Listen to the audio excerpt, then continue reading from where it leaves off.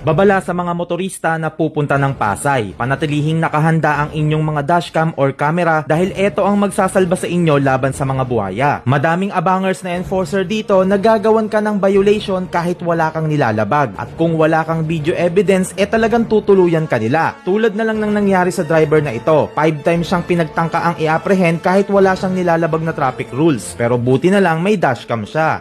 Unang apprehension ay noong September 2021. Kahit naka-green light, pinagbintangan nga ng Pasay enforcer na beating the red light daw ang driver kahit hindi naman.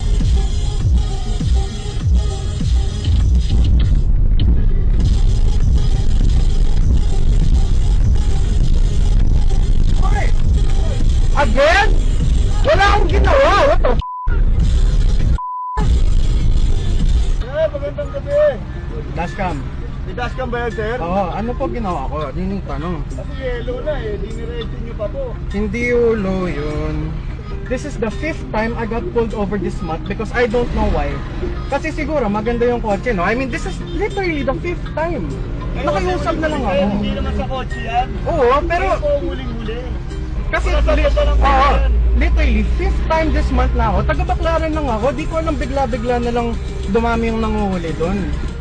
Kaya na Nag-ooperate po kasi kami. po, Nag-ooperate po kami. yun nga ako. O sige na, kung ano, pero po Sus, parang utang na loob pa ng driver na pinagbigyan siya nung enforcer. Siguro kung walang dashcam baka tinuluyan na siya nito. Pangalawang attempt ay noong January 2022. Another beating the red light na naman na pamimintang na ginawa ng Pasay enforcer.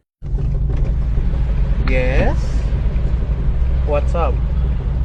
Boss, Yes. pag nakapula pa tayo, stop tayo. Oh. Taga saan ka ba? Dito na sa Baclaran. Dapat alam mo yan. Pag ano. Sunod tayo sa ano. para Wait wala lang, tayong may problema. nakasabi ba na ano? No right turn? Ha? May nakasabi ba na no right turn? Hindi, paano madalas kasi nagkakaroon ng banggaan dyan.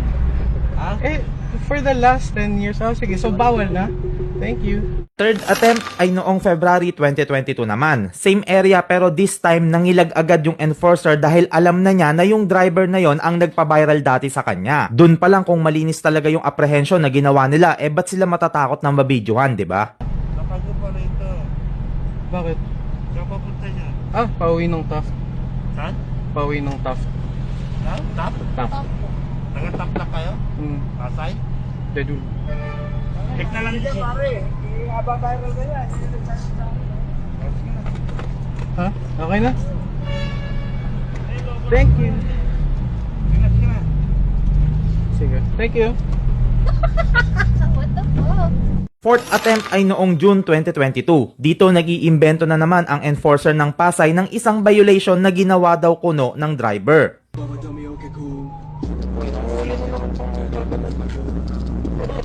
Nakapasok lang kayo.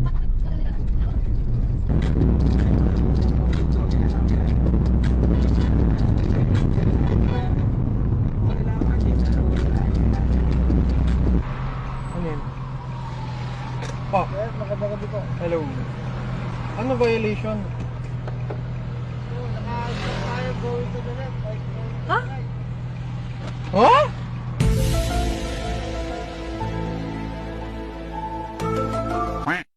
Wait lang, may nakalagay ba na no right on red? Hindi, naka-red yun. Lagi ko chinecheck kung naka-red. Kuya, sige, panoorin natin sa dashcam. Ito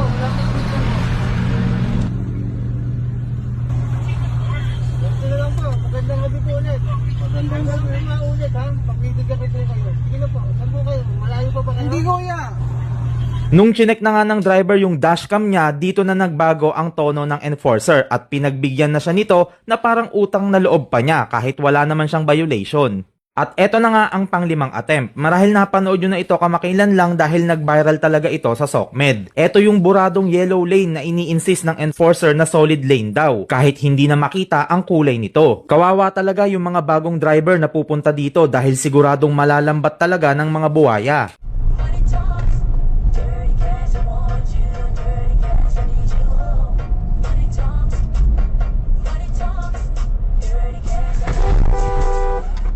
What the fuck?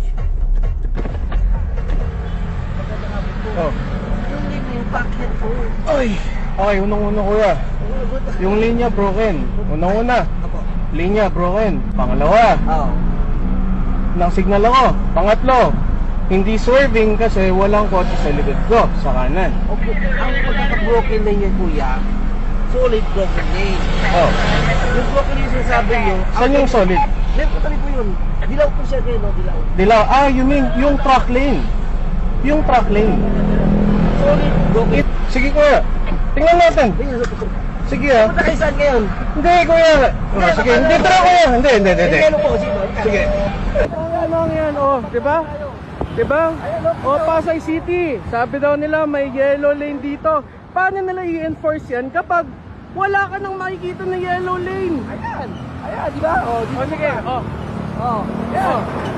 Oh, di ba? Oh, sige, away tayo. Oh. Ano? Sanginang yan. Ha? Tawag ka ng chief mo. Bakit ba ka tawag? Sino ka ba? Tawag ka. Sino ka ba? Bakit ka?